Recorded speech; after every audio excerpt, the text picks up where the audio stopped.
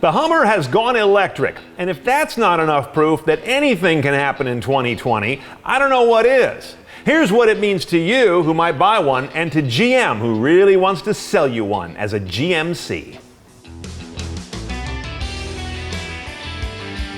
Now, of course, the biggest change in the new electric Hummer is that it's an electric Hummer. But the other big change is that it moves from being a niche and highly divisive vehicle last time we saw it, to one that is arguably the flagship of General Motors' future, which is electrification.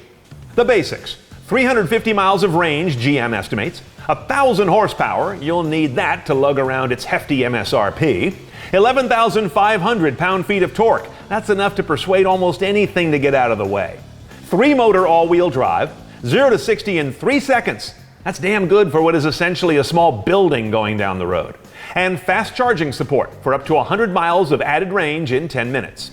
And of course, it offers all the premium car stuff you might want, like the latest version of Super Cruise semi-autonomy, a roof that almost completely comes off in pieces, up to 18 cameras around the thing, including one underneath it, and of course, big screens everywhere in the cabin. But perhaps the most important thing going on in the new Hummer is something you can't see, what GM calls Ultium. It's a new technology of batteries and powertrain components that prove they are really getting serious about realizing that's what differentiates electric vehicles. Really, the battery. You can ask Tesla about this. The Ultium battery was developed with their long-term partner LG Chem, and it's all about getting an unfair advantage against other makers who are coming fast.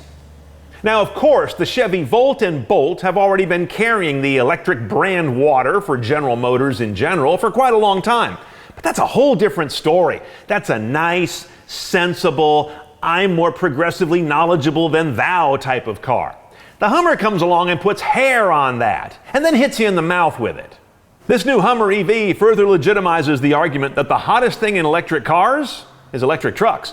Rivian, Tesla, Lordstown, maybe even Nikola, are going to be heading to market with the so-called super trucks, dubbed that because they're as fast as a sports car, pull like a locomotive, have cutting-edge driver assists, and articulate their power like a Mars rover.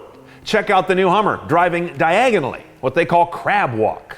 And the new Hummer can perform a magic act. It can make the premium for electrification, poof, disappear.